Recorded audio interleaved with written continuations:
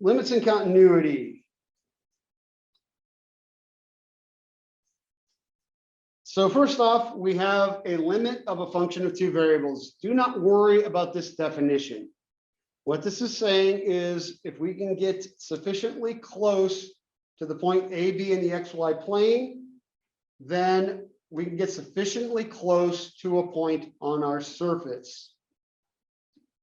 That's really all it's saying. It's the same limit concept that you talked about in single variable calculus. It's just now our input is in the XY plane and our output is on the surface, which is floating above or below the XY plane, depending on our surface. This leads to the definition of continuity. A function is continuous. This is the same definition as Calc 1, except now we have ordered pair for an input. If the limit is equal to the function value at any given point. All right. So two things necessary for continuity. One, the limit must exist at a point.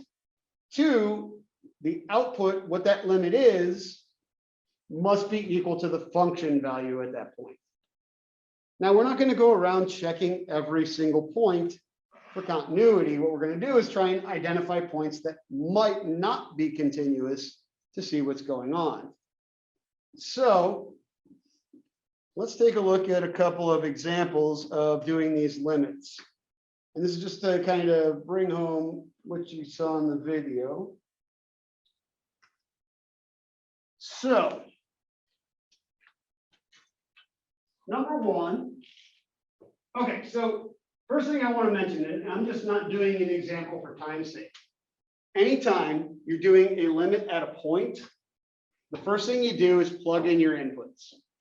Okay, so for this one, I'm doing the limit as xy goes to 0, 0 of 3xy over x squared plus y squared. First thing I'm going to do is I'm going to plug 0 in for x and 0 in for y and see what happens.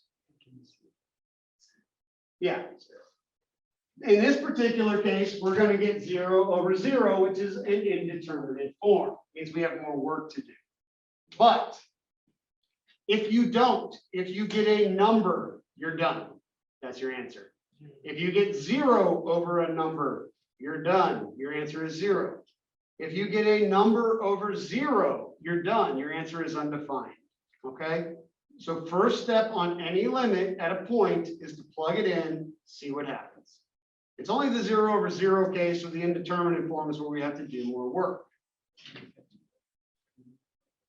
Yep. So what we're going to do is we're going to do two things. We're going to both look at this. We're going to look at this graphically, and then we're going to look at it algebraically. So we're going to do ones where the points like 0, 150, or 0. no, it's because we're looking for continuity, we're only looking specifically at points. Okay, so what we would do is put this in as a graph, because we want to see what's going on. 3xy divided by x squared plus y squared. There it is right there. Just got to get rid of the negative. Okay. Now, remember, we are specifically looking for what is going on at 0, 0. Look at what's going on at the origin of our graph, right? There's this big dip right here. And if I turn it around this way, you see it as well. There's not a nice smooth path going on at 0, 0. So right off the bat, we're already thinking, okay, there's a good chance this limit is not going to exist, because regardless of path, it should end up at the same place. So what we'll do is we'll check a couple paths.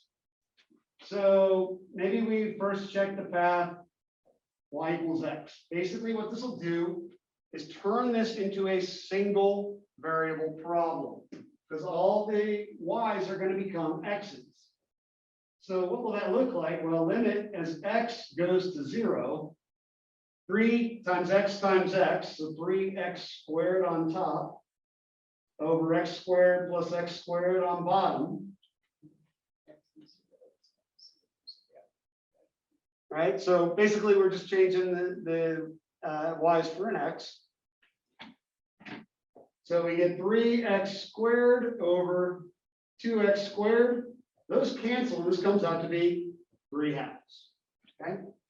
Well, that's all well and good. We need to make sure that if we choose another path, we get the same result. If we choose any other path and don't get the same result, then we're already done. Now, there's no, in the video, they give you some basic ones to choose: y = 0, x = 0, y = x, y = -x, y = x squared, y = -x squared. Those are some of our standard ones. Since I chose y = x for the first one, I'm going to choose y = -x for the second. Now, this is still limit as basically x goes to 0. And most of it's going to come out the same. Here's where the difference is going to come. When I put a -x in for this y, that's going to give me a -3x squared here. But a -x here, because it's being squared, becomes still a positive x squared. So minus, I guess I haven't really taken the limit yet.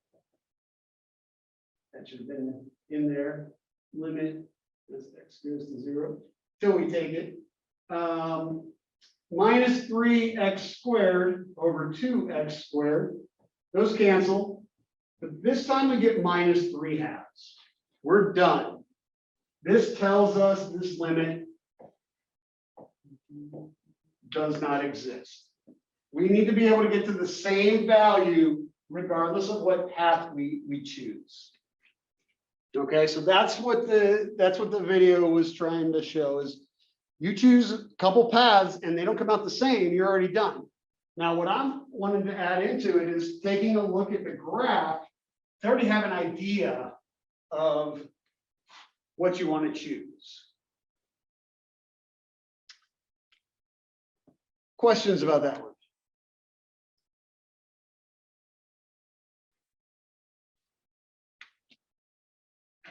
All right, let's look at one more, and then we'll work on some problems. So limit is 0, 0.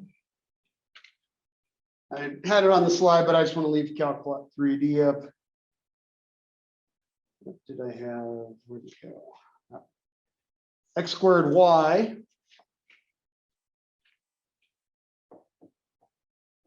over x squared plus 10y squared. Okay. Once again, let's take a look at what we got going on.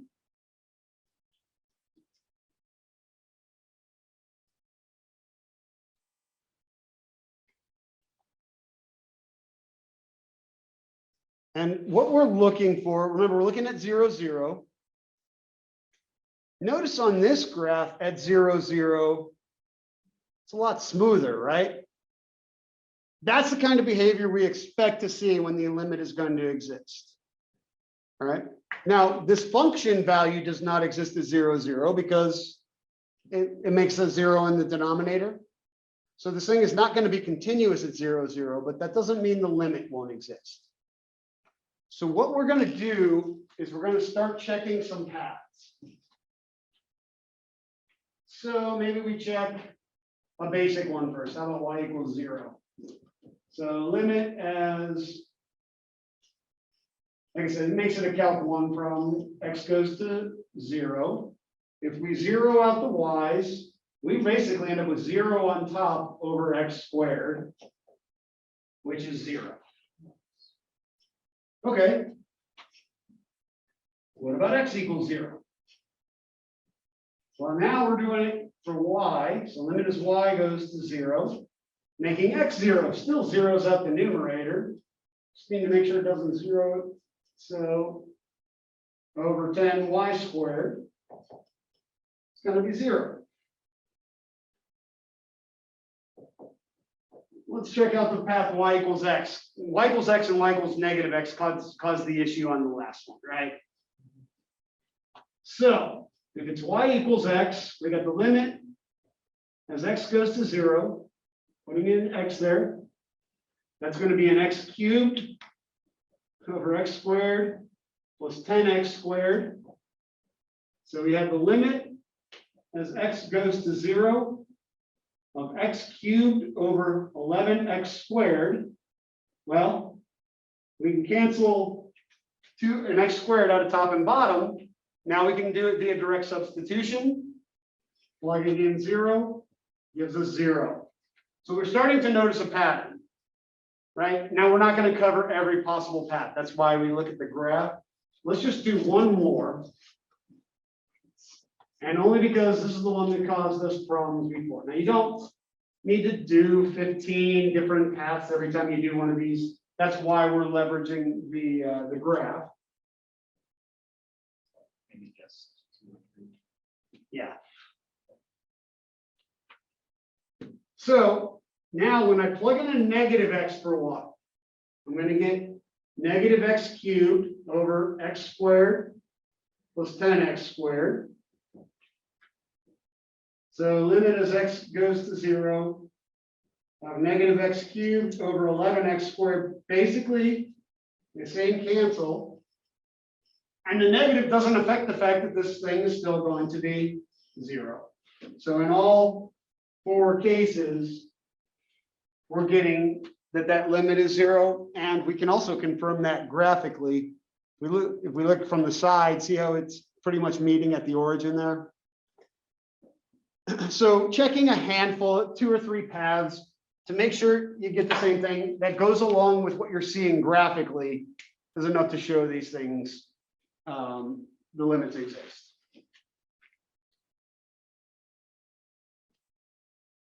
That's it for 13.2.